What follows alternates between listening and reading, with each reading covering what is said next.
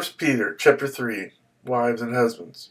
Wives, in the same way, be submissive to your husbands, so that if any of them do not believe the word, they may be won over without words by the behavior of their wives, when they see the purity and reverence of your lives. Your beauty should not come from outward adornment, such as braided hair and the wearing of gold jewelry and fine clothes. Instead, it should be that of your inner self, the unfading beauty of a gentle and quiet spirit, which is of great worth in God's sight. For this is the way the holy women of the past, who put their hope in God, used to make themselves beautiful. They were submissive to their own husbands, like Sarah, who obeyed Abraham and called him her master. You are her daughters if you do what is right and do not give way to fear. Husbands, in the same way, be considerate as you live with your wives, and treat them with respect as the weaker partner and as heirs with you of the gracious gift of life, so that nothing will hinder your prayers. Suffering for doing good. Finally, all of you, live in harmony with one another. Be sympathetic, love as brothers.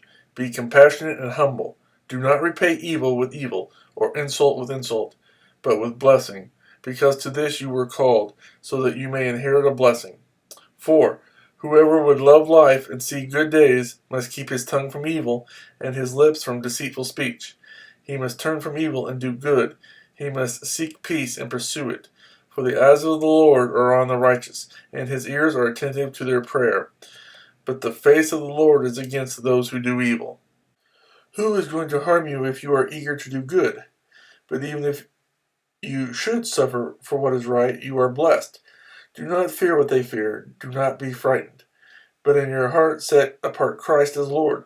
Always be prepared to give an answer to everyone who asks you to give the reason for the hope that you have. But do this with gentleness and respect, keeping a clear conscience, so that those who speak maliciously against your good behavior in Christ may be ashamed of their slander. It is better, if it is God's will, to suffer for doing good than for doing evil. For Christ died for sins once for all, the righteous for the unrighteous, to bring you to God. He was put to death in the body, but made alive by the Spirit, through whom also he went and preached to the spirits in prison, who disobeyed long ago when God waited patiently in the days of Noah while the ark was being built. It is only a few people, 8 in all, were saved through water. And this water symbolizes baptism that now saves you also. Not the removal of dirt from the body, but the pledge of a good conscience toward God. It saves you by the resurrection of Jesus Christ, who has gone into heaven, and it is God's right hand, with angels, authorities, and power in submission to him.